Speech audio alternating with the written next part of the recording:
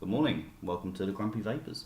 Hello. It is morning. Yes, we've just woken up. Indeed, so we thought, what better idea to put ourselves on YouTube? So today we're going to be reviewing this. It is the Ipower from Eleaf.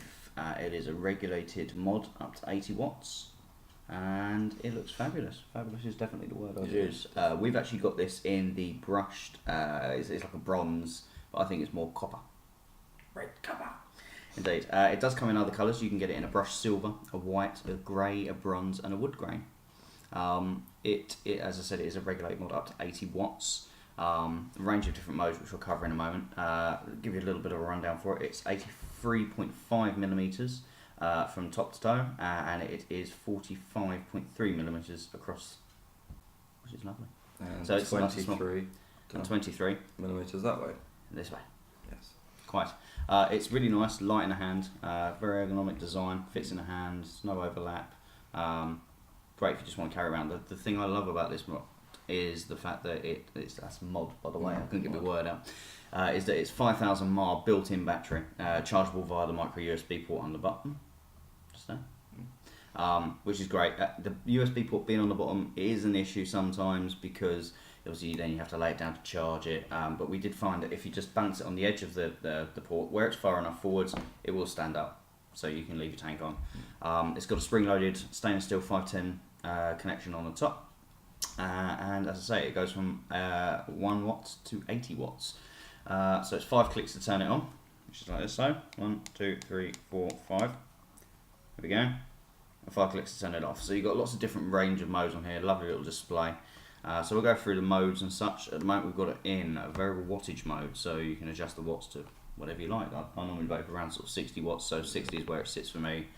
That's great. Other people vape at others. I'm at like 80 watts, so that I'd be using the higher range of that. Absolutely. But then again, it'll also depend on what liquid you're using, what sort of setting you want to go for. What build you've got and all that. Exactly that. On that build, it has a resistance range of 0.05 to 1.5 ohms on the TC mode, and 0.1 to 3.5 ohms on the variable wattage, bypass and smart modes. And you're probably wondering what smart mode is. We'll get into that now. So there's a little mode button in the middle here, so you just sort of have to cycle through them to get to what you're after. So you've got the bypass mode, which effectively makes this act like a mech mod. So what it does there is that there's nothing at all, sort of unregulated. So it just bypasses all of everything, unregulated. Beautiful. And then you've got the smart mode. So this is smart mode. What I'm going to do is I'm going to demonstrate this using 2 different atomizers. So first of all, we're going to go with the Ultra mode from Joytech. I'm going to screw this bad boy on. So, and you can see it will automatically adjust once it's screwed in, like so. And then we're going to be vaping this at 60 watts. So I'm going to set that to 60. I'll try and get that in the camera for you. I'm going to set this to 60 here. So you got that there.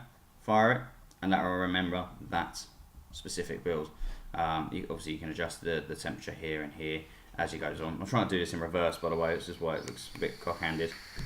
But we'll put that back to 60 watts. Give it a vape. Marvellous.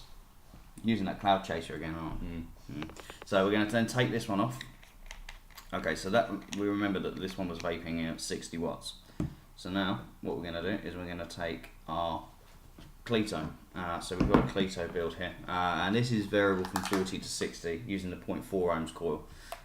So we're going to pop a Cleto on here. For you Cleto lovers, you'll love this. Okay. And you can see that it's adjusts itself up to 65 watts. So what we can do is we can pop this down. We want to vape it at 50 watts. So we'll pop that onto 50, like so. You can see there that the little screen's adjusted itself to 50. So then we can give this one a vape. Take this one off. Basically, the idea behind smart mode is if you've got copious amounts of different types of atomizer, screw this one back on. Now what this will do is it's automatically going to readjust. I'm going to try and get it if I can. It should automatically readjust itself on the screen. There you go. And that's now put that back up to 60 watts. I don't need to check the wattage, I will, but just to clarify, it is now back up to 60. So we can vape that. and away you go. So basically the idea behind it is if you've got copious amounts of atomizers, you don't then need to keep chopping and changing around and burning coils out and such because you've left it on, say, 80 watts when it's only a 40 watt coil, you know? Yeah, you don't want that. You don't want to, you pick it up in the morning, oh, I'm going to vape that. Dry hair. You don't want that. No one wants a dry hair. No. So then again, we'll go back into the mode setting here. You've got your various modes. This one here, we've got nickel for the temperature control, titanium, stainless steel, and customs. So you've got 2 custom settings here. So you've got M1, M2, and I believe M3. So it's 3, not 2, because I'm useless and it's morning. And back to wattage mode. So that's the Ipower from Eleaf. The great thing about this is it comes in a rather nice, I think it's a nice box. Nice little box. And in the box, as it comes, you'll get the Eleaf sat inside.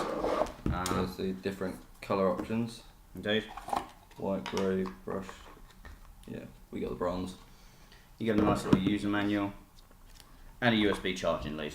So it does come with everything you need to get it up and running. And away you go. So I suppose the real question relies in whether or not I would go out and buy one, or whether or not he would go out and buy one. My personal opinion on this is yes. I mean, this is mine, so I would go out and buy one because I did. It's a fantastic little mod. I normally vape at an RX200S, which we're doing a review on as well, so you can check that out. Which obviously gives me a huge range of options. So things like the TFVA or the Eagle Cloud Chaser, I'd use the RX. But if I'm just wanting an everyday vape from a Clito or the Joytech or even a Tsunami 24 as a dripper, fantastic mod. And with the built-in battery, there's no carrying around extra batteries, there's no chance of them shorting in your pocket if you're a noob and using batteries just loose in your pocket. But would I recommend it? Absolutely, 100% yes. How about you? I like it. I do have the RX200.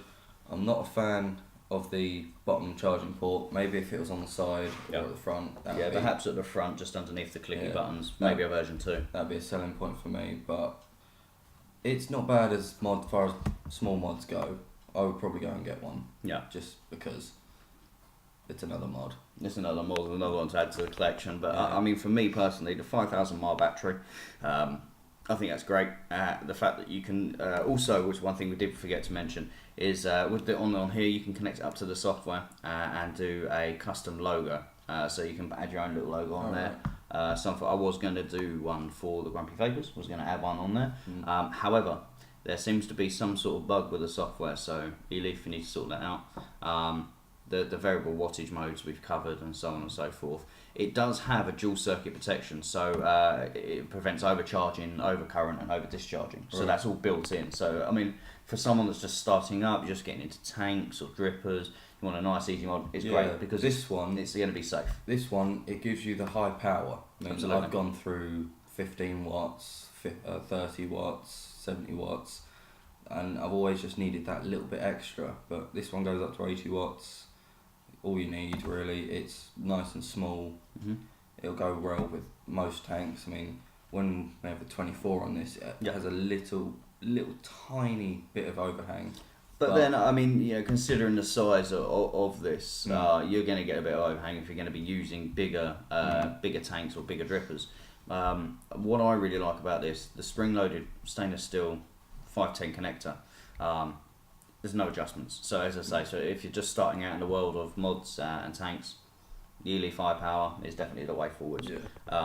We've seen a couple of the other colours. I personally liked the brush copper. The brush copper version. The wood grain is very nice. I will it does look good. But yeah, so that's going to be our review for this. Check this out. We've got a lot of others coming up. The Tsunami, the RX200S, the RX200, the Clito, so on and so forth. So come check us out. And thanks for joining us. See you later.